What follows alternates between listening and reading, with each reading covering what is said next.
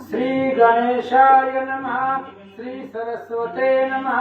प्रभु श्री रामचंद्राय नमः। जय जयाजी भक्त वरदा, जय जयाजी आघात बोधा, जय जयाजी आनंद कंद, निरुपाधिका श्रीराम। पांडुरंगा करू प्रथम नमन श्रीचरण संतांचे, त्यांच्या कृपाने कथेचा विस्तार बाबाजी सद्गुरू दासतुका कथेचं अनुसंधान चालू आहे। या ठिकाणी राम रावणाचं युद्ध संपलेलं आहे आणि प्रभुरामचंद्राने यज्ञ केले आणि तो अश्वमेध यज्ञ, या यज्ञाने घोडा सोडलेला आहे अशी कथा चालू आहे। आणि हा घोडा बरेच राजे जिंकून पुढे चाललेले आहे। त्याच्या पाठीमाग भरताचा मुलगा, त्याचबरोबर शत्रुघ्न सैन्य, अशा प्रकारचा घोडा पुढे चाललेला आहे। कारण कालच्या अध्यायामध्ये आपण काय ऐकलं ते पुढच्या ओळी सांगते, बोला। तुझ्या इच्छा मात्रे प्रचंड, आकारले हे ब्रह्मांड, तया माझी जीव उदंड, नाना योनी भरियेले।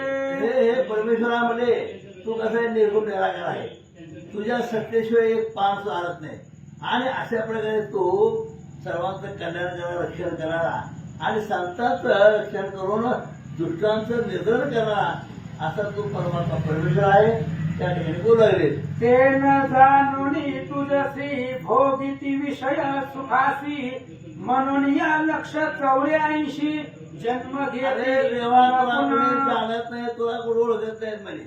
आणि त्यामुळे त्याला काय कोणा जन्मायचं मरायचं जन्मायचं मरायचं 84 लक्ष फिरत येते। कारण कुठला देव करा काय हे सगळं नाटकाय सगळे म्हणजे नाही का।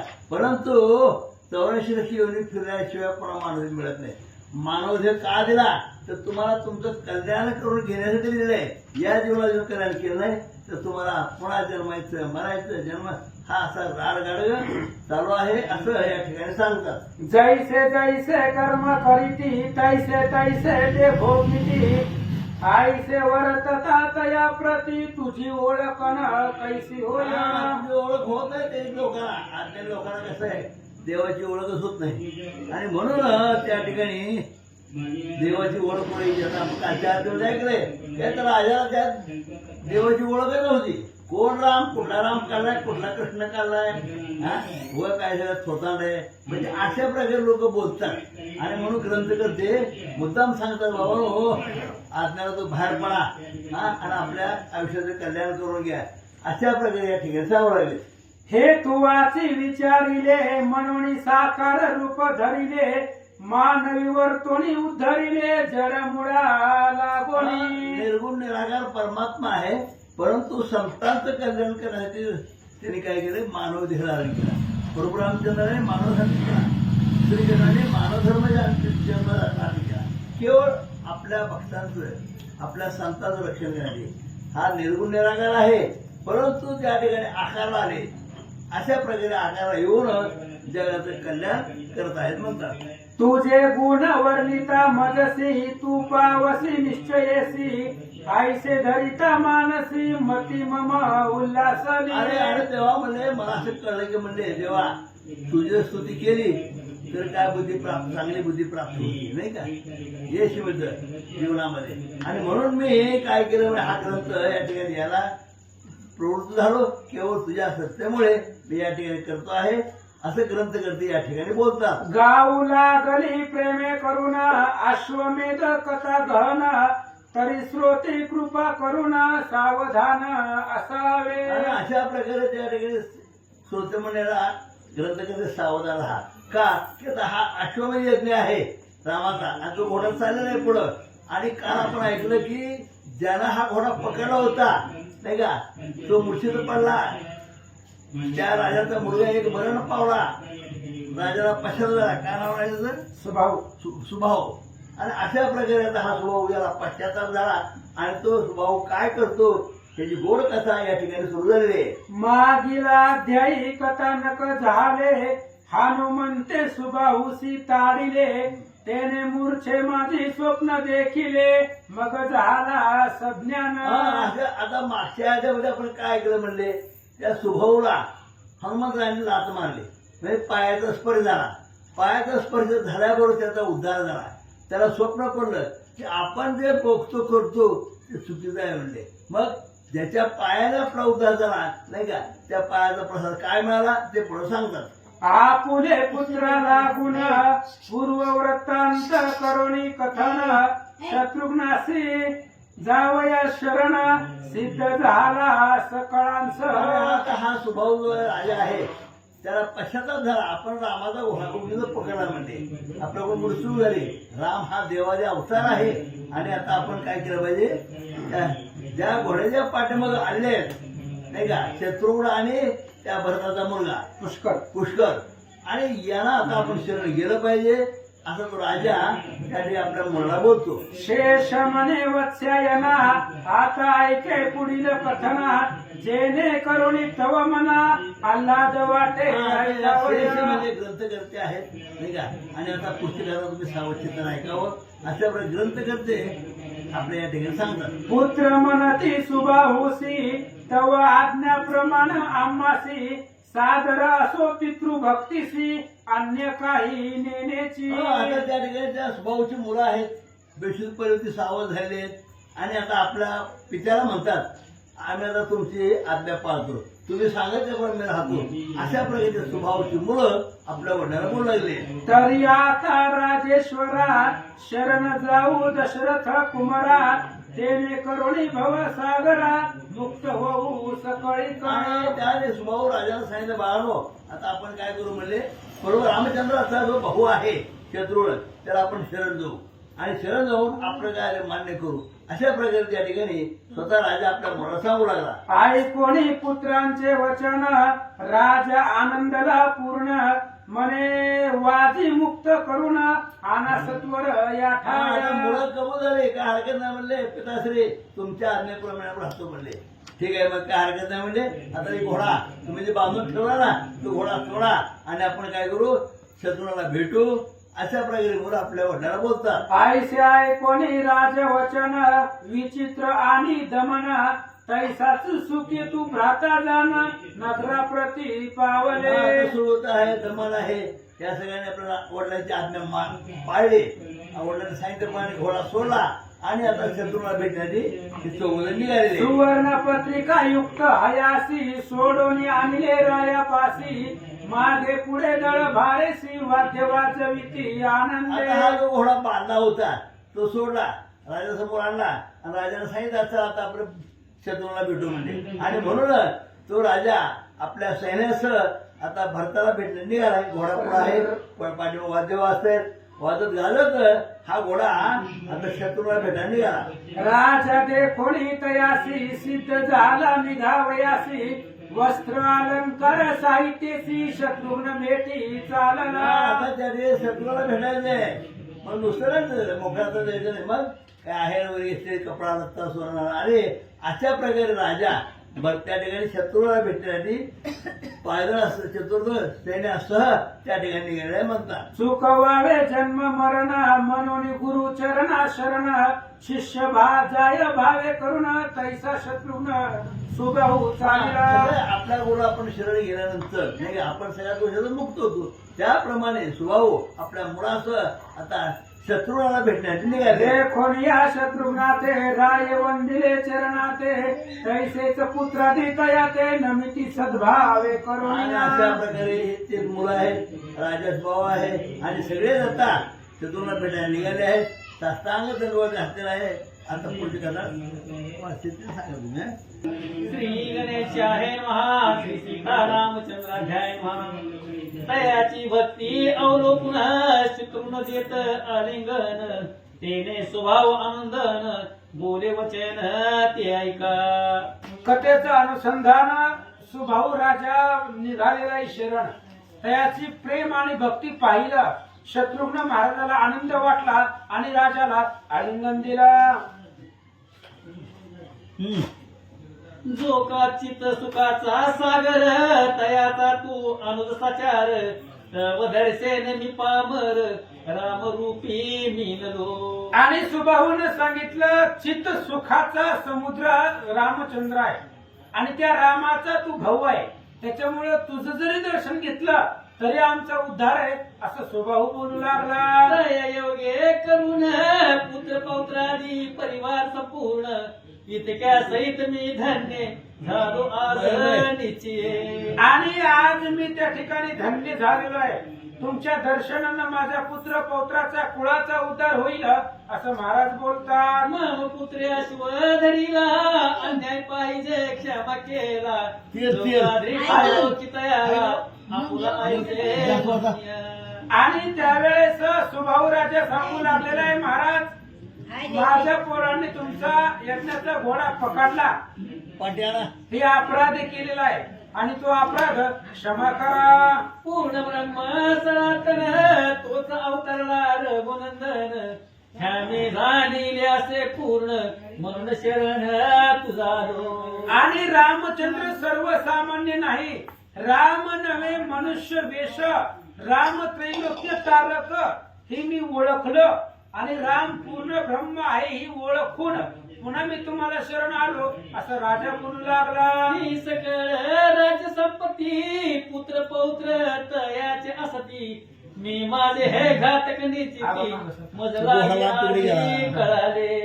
आणि आज माझ्या लक्षामध्ये आलेलं आहे की रामचंद्र ही पूर्ण परिभ्रम आहे आणि कुळाचा गोत्राचा पूर्वजांचा उद्धार तुम्हाला शरण आलेल्यानं होईल असं राजा बोलू लागला. गुंतोनिया बोहासी आजवरी पडील फासी परिजनत परिधानत श्रीरामाची सकल विद्या वासले. आणि आजपर्यंत या असणाऱ्या मोहरूपी संसारामध्ये गुरफटून राहिलो गेलो, पण आज रामाला ओळखलं आणि रामाला ओळखल्याबरोबर हे सगळं जे आहे ते सगळं खोटं वाटू लागलं असं सुभाऊ सांगू लागला. हनुमंताचे प्रसाद करून माझे हर परे अज्ञान तोची सद्गुरु दया घन बदला ज्ञान दाता. आणि मला एवढं ज्ञान कशानं झालं, हनुमंतानं लात घातल्याबरोबर ह्याची नवल सांगू किती तुझे पापे उद्धरते. अशा प्रकारे हनुमंत आहे आणि त्या हनुमंताची लात लागली, त्यांच्या पायाचा प्रसाद मिळाला आणि त्या प्रसादाचं सामर्थ्य रामचंद्र ओळखू आले असं बोलू लागला. साधूच्या संगती करून खासी ही उपज ज्ञान अविवेकी अशी विवेक होऊन विचार गहन सापडे. साधूच्या संगतीला लागल्याबरोबर दुर्जनाला सुद्धा ज्ञान प्राप्त होतं, दुर्जनाचं मन परिवर्तन होतं असं सांगतात. साधू संगे ईश लाभ सुटेल अवघा प्रपंच लोभ माया मोह आणि दंभ दूर होय सकळही. साधूच्या संगतीला लागल्यानंतर ना साधूचे संगती तरणोपाय काही अन्य जन्म अर्जित पदरी होते सुकृत तेने भेटला रामदूत दयावंत मज लागी. अहो राम भक्त सहज भेटत नाहीत महाराज. राम भक्ताची भेट होण्यासाठी काय लागतं, सुकृत लागतं. आमचं काहीतरी सुकृत होतं, आमचं काहीतरी पुण्य होतं म्हणून तुमच्यासारख्याची भेट झाली, आज तुमचं दर्शन झालं. तुम्ही सज्जन आहे, राम भक्त आहे आणि राम भक्त एवढ्या सहजासहजी भेटत नाही. देव भेटतो एखाद्या वेळेस, पण राम भक्ताच्या भेटी होत नाही तर खूप अवघड आहे असं सांगतात. आता झालो सावधान म्हणून आलो तुझी शरण तरी मजवरी कृपा पूर्ण असू द्यावी दया. अहो आता तुमची असणारी कृपा माझ्यावरती राहू द्या आणि आमचा स्वीकार करा.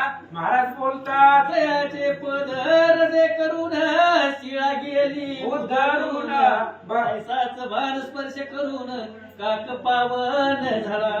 रामचंद्राच्या पायाच्या स्पर्शनानं दगडाचा उद्धार झाला आणि दगडाचा उद्धार पायाने झाला. तसंच नुसतं काडीचा असणारा धक्का लागला तरी सुद्धा कावळ्याचा उद्धार झाला. आपल्याला माहित आहे, सुदसू नावाचा गंधर्व कावळ्याचं रूप घेऊन सीतेला त्रास देत होता.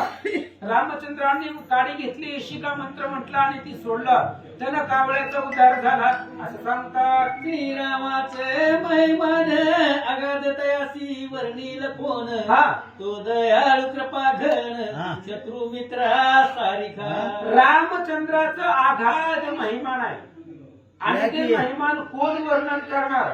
ज्या रामचंद्राला शत्रू आणि मित्र सारखे आहेत कशाला फोन आला या म्हणलं? भगवंत आहे असं सांगतात. आता ऐके मम वचन जैशाई देवासी जन तैसाच मी होईन धन्य परिवार सह रामपती. ऐका शत्रुघ्न महाराज, अयोध्येमधली लोक जेवढी भाग्यवान आहेत तेवढाच मी भाग्यवान होणार आहे, कारण सगळ्या परिवाराला घेऊन रामाकडे निघालो. ऐसे बोलून प्रेमेसी स्वाधीन केले आश्वासी रत्न धन वस्त्राधिकासी शत्रुघ्नासी पूजिले. अशा पद्धतीने शत्रुघ्नाची पूजा केली, 16 प्रकारानं पूजा केली आणि घोडा अलंकार युक्त सजून शत्रुघ्नाचा स्वाधीन केला. मी आपुला किंकर ऐसे बोलत राजेश्वर शत्रुघ्न दयेचा सागर काय देते ऐका.